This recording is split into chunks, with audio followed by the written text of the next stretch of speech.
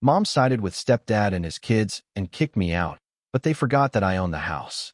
Now it's time to take it back. It never occurred to me that my father's meticulous estate planning would ultimately cause our family to fall apart. There's a lot to digest here, and I want to make sure I'm giving you the whole picture. So let me start at the beginning. One of the big tech businesses in Seattle employs me as a senior software architect. My dad always had this kind of job in mind for me. Technology is the future, he would exclaim proudly after I was accepted to UW's computer science program. He had a profitable construction business and wasn't a techie, but he had a remarkable knack for predicting trends.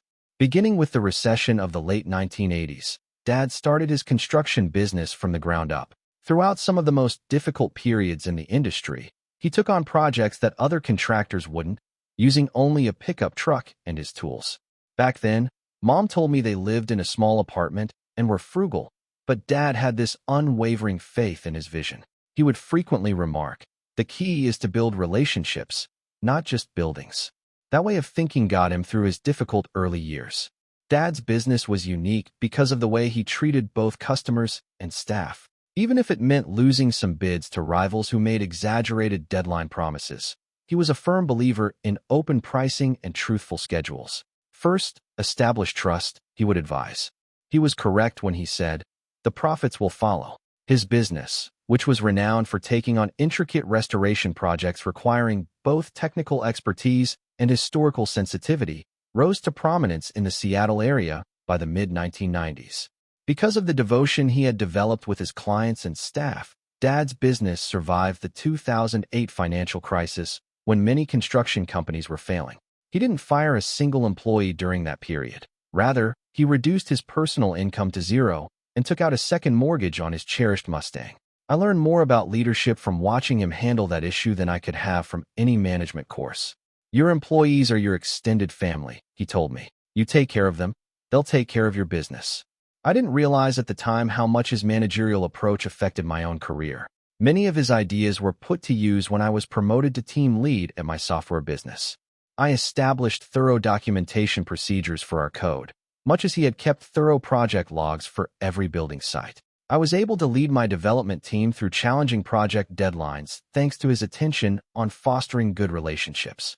I met Sarah at a hackathon in my junior year. She assisted in planning the event while pursuing her studies in business administration.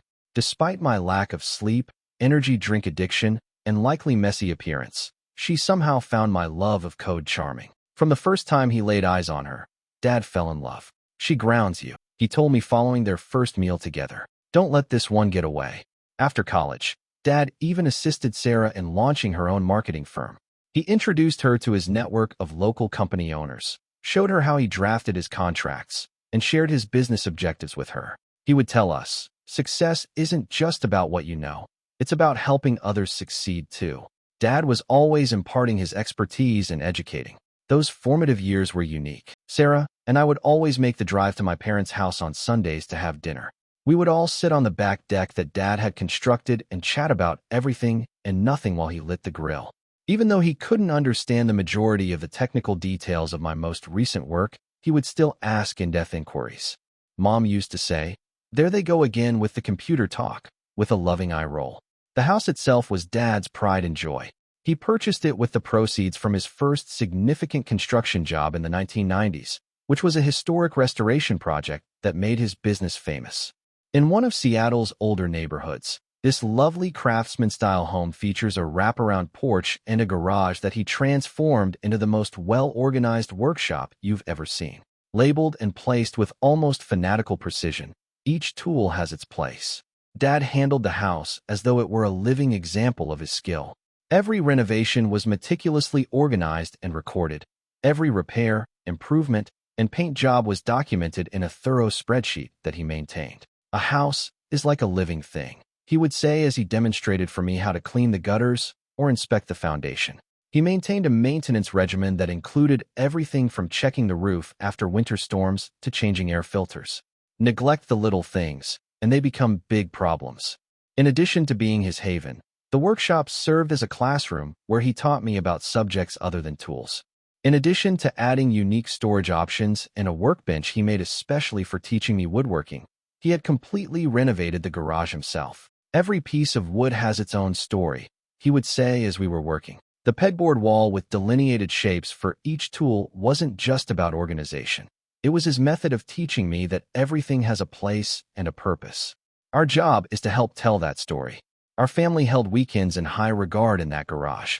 Dad and I would work on his 1967 Mustang for hours on end. When I was 12, Dad had purchased it for restoration, claiming it would be a project that would strengthen our bond as father and son. That vehicle turned into a life lessons classroom. His advice, which I still abide by now, was straightforward. Always use the right tool for the job, or shortcuts look tempting, but they'll cost you in the long run. Although Dad might have completed the Mustang project in 1 year if he had so desired, it took 3 years. However, he was more interested in the process than the final destination.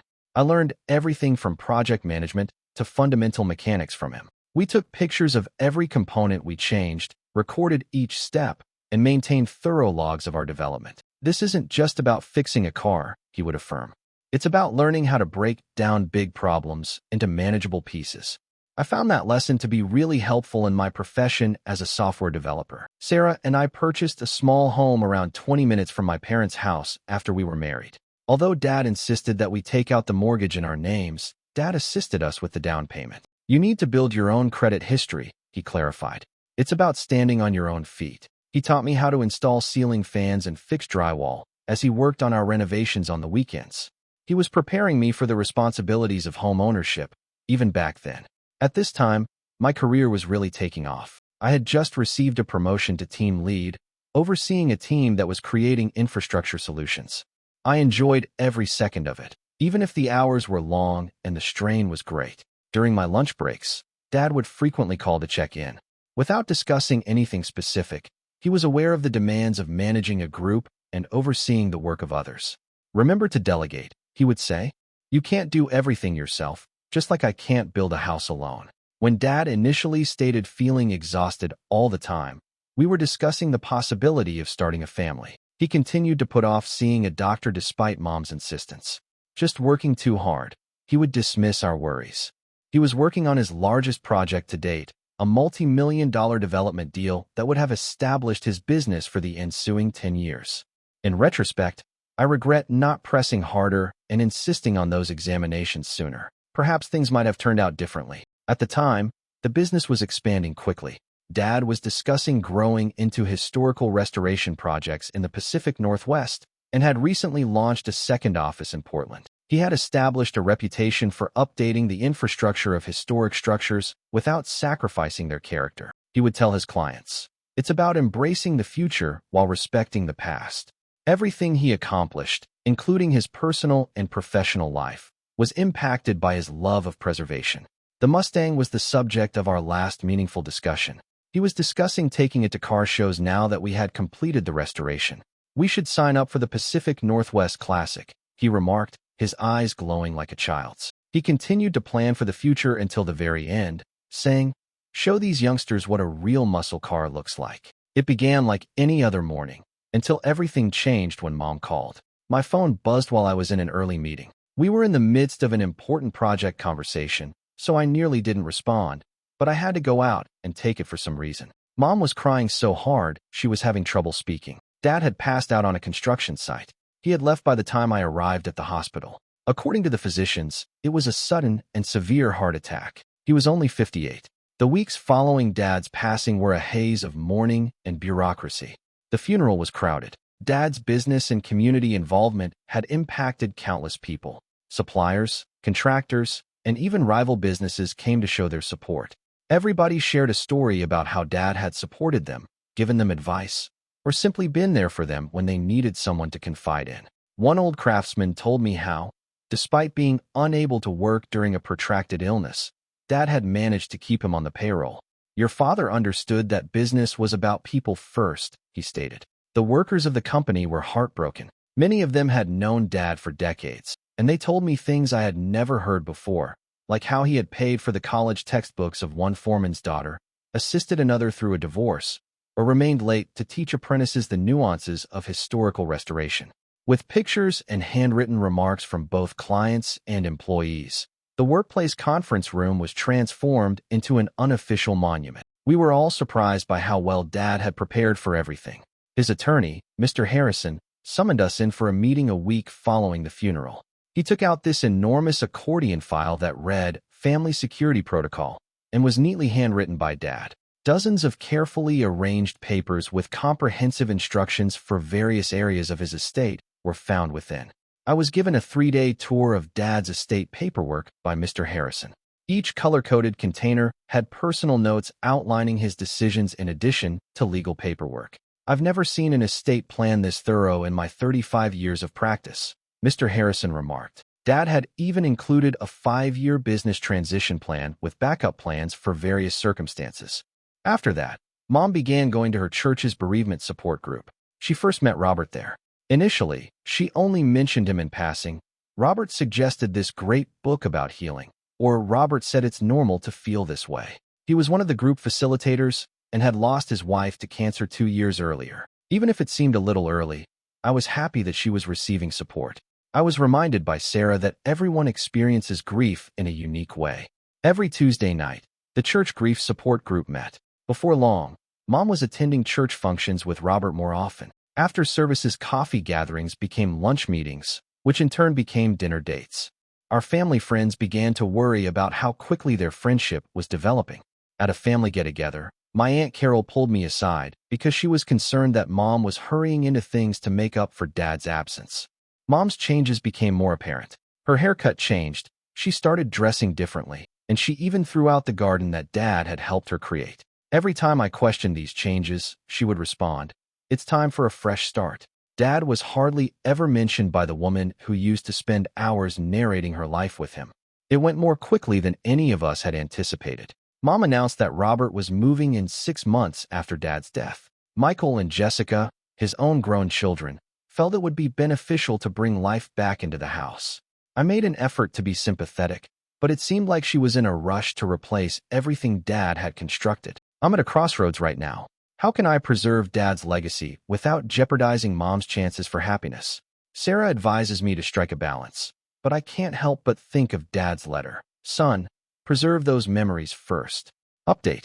I apologize for the wait for the update and appreciate all of the advice you gave on my previous article. 3 months have passed since my last post, and things have become much worse.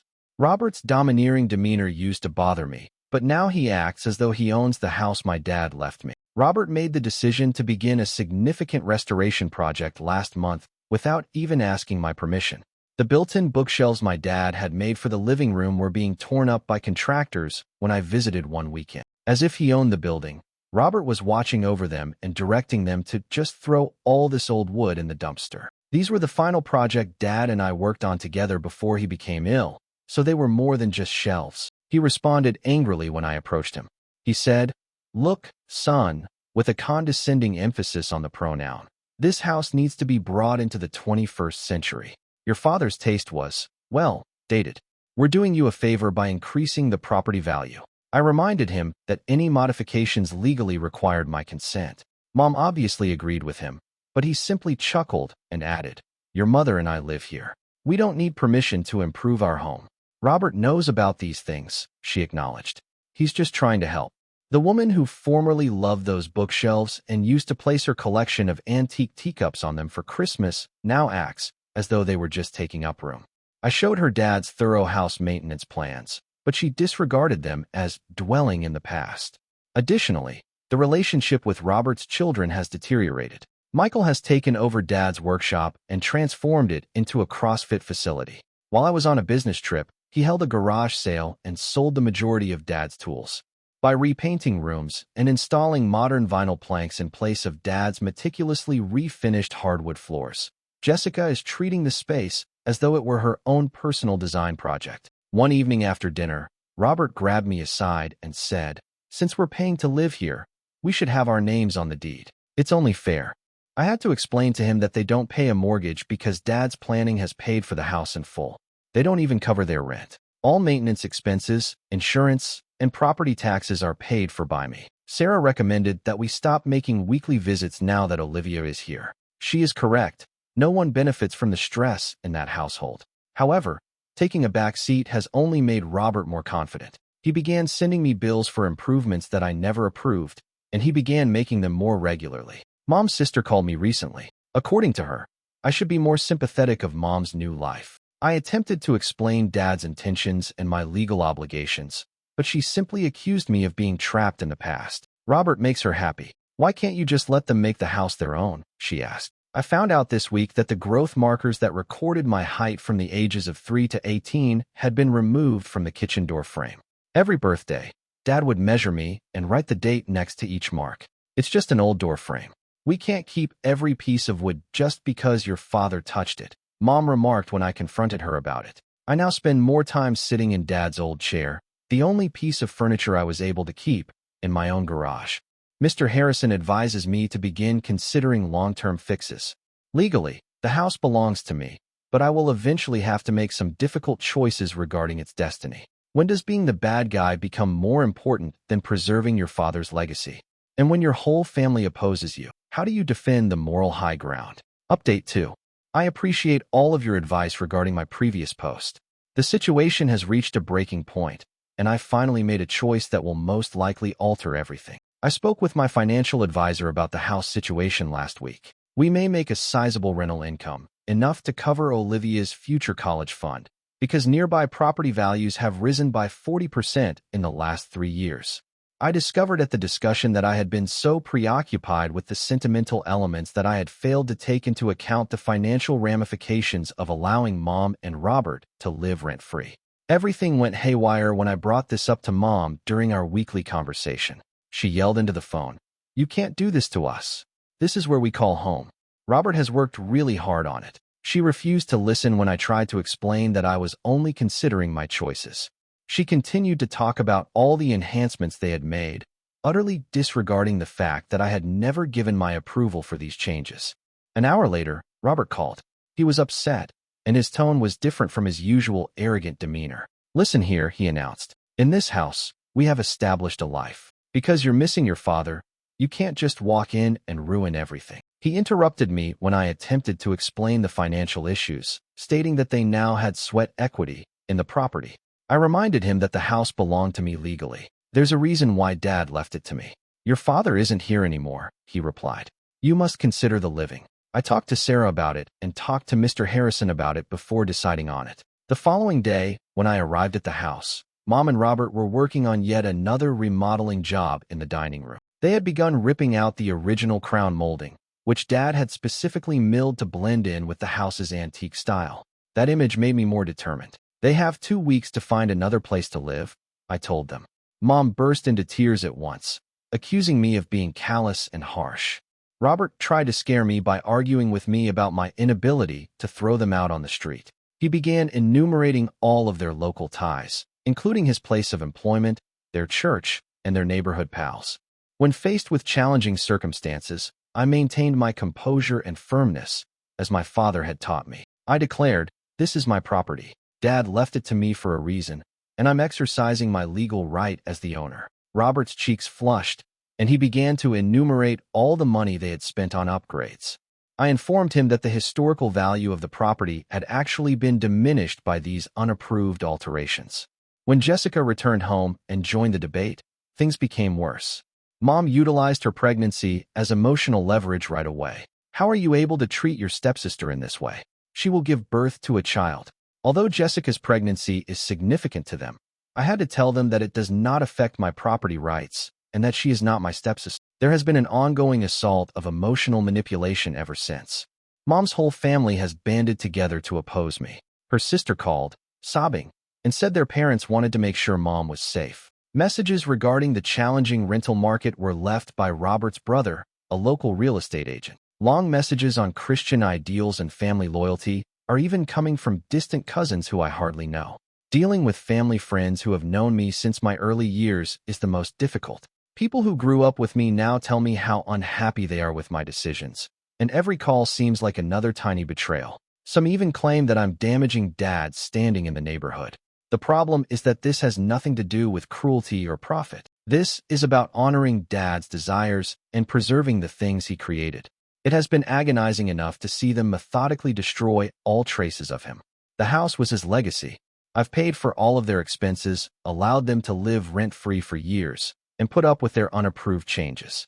Eventually, enough is enough. They have 2 weeks to come up with new plans. I'm refusing to give in to Mom's constant demands for more time. Mr. Harrison claims that the law is entirely on my side and that I have been more than giving. He is assisting me with creating official paperwork for the notice to vacate, ensuring that everything is accurately documented. I realize that this makes me appear to be the villain in everyone else's tale, but sometimes standing up for what's right requires making difficult choices, even when others disagree. I learned that from my dad. Third update. We appreciate everyone's help at this trying time. Things have come to an unavoidable end. Therefore, this will likely be my last update. I assigned Mom and Robert a 2-week deadline, but it's already passed. The past 2 weeks have been the longest of my life. They have been filled with guilt-tripping, continual emotional manipulation, and progressively frantic attempts to get me to change my mind. Mom did everything she could. Every day she called, oscillating between fury and tears. She would say, "I changed your diapers." One day, "I gave up everything for you," she would yell the next day. Steve also changed strategies, trying to negotiate instead of using intimidation. He recommended establishing a formal lease and offered to begin paying rent. I couldn't rely on them to uphold whatever agreements we made, though, given what they had done to Dad's house. When I got to the house, there were people gathering on the front lawn 3 days prior to the deadline. Mom had enlisted the help of friends from church, family, and even some of Dad's former business partners. They had prepared statements about moral commitments and family responsibilities as part of what amounted to an intervention. I listened to people criticize me for being a bad son for 2 hours. The topic of honoring your parents was discussed by Mom's pastor. Dad's old secretary remembered his generosity with tears in her eyes. My elementary school teacher even came to remind me of the morals my father had attempted to teach me. The hardest part was when Jessica got up and talked about how stress could hurt her unborn child while covering her pregnant abdomen with her hands. While Mom was crying next to her, a few of the church women were glaring at me. It was an expert lesson in manipulating emotions. But during this ambush, an unexpected event occurred. I had a strange sense of serenity as I sat there, listening to everyone talk about Dad. People who hadn't even been to his funeral were suddenly professing to know what he would have wanted. Dad used to say, "Stand your ground when you know you're right," and I could almost hear his voice in my thoughts. I got to my feet and spoke to the group. I described how Dad planned everything carefully to ensure his family's future and how he had constructed this house by hand. I showed them pictures of Robert's unapproved modifications, including the historical elements he ruined and the fine craftsmanship he removed and replaced with flimsy modern fixtures. After that, I presented them with a letter from Dad outlining his reasons for leaving everything to me. Some of the elder business associates nodded as I read his remarks about trust, accountability, and preserving his legacy. They understood because they'd known Dad, really knew him. Shortly thereafter, the group scattered. While some looked disapproving, the righteous wrath had subsided, and others gently apologized as they walked away. Without saying another word, Mom and Robert returned inside. I showed up there with Mr. Harrison and a locksmith on the morning of the deadline. Although they weren't required, I had hired a security company to be on hand just in case. The house was deserted. The remainder of their possessions were packed into Robert's truck. Robert couldn't help but give me a last poke, but Mom refused to look at me as he assisted Jessica into his pickup. He asked, "You're happy with yourself? Your father would be so proud of how you've treated your mother." I didn't answer. Dad would have known. I know he had prepared for this possibility. What other reason might he have had for being so explicit in his will? I strolled about the home after they had left. I had underestimated the extent of the harm. Builder-grade materials had been used to replace the original fittings. Dad's handcrafted woodwork had been painted over or taken out. The workshop, where we had spent so many weekends, had changed completely. I have no intention of pursuing damages, but Mr. Harrison documented everything for any legal considerations. I simply want to put this chapter behind me and concentrate on fixing what can be fixed. Some of Dad's old craftsman friends have already been contacted, and they are eager to assist in rebuilding the features that were taken out. For now, Mom is staying with her sister. The majority of my relatives have stopped talking to me altogether. However, some sometimes call to chastise me on social media. Robert's children continue to share heartbreaking updates about their poor mother being thrown out of her home, but fewer people are responding to each post. Through it all, Sarah has been my pillar of support. She reminds me of Dad's letter whenever I begin to doubt myself, expressing his faith in my ability to make the right choices. I will eventually tell Olivia about her grandfather and the heritage he attempted to preserve, but she is too little to comprehend what is occurring right now. To restore the house to its original state, I'm collaborating with a restoration professional. We can preserve the spirit of what Dad made, but it won't be perfect. Some things can't be reversed. First, the workshop will be restored. The same place where I learned from my father is where I want my daughter to study. Being the villain in someone else's tale is sometimes the price of doing the right thing. I may never be able to rebuild the relationships I lost, but I can live with the fact that I preserved what my father trusted me with. As Dad used to say, integrity is about doing the right thing, even when it hurts, and not about taking the easy route. I believe he would comprehend. My last update will be this one. I appreciate everyone's support along this journey. Thank you for watching.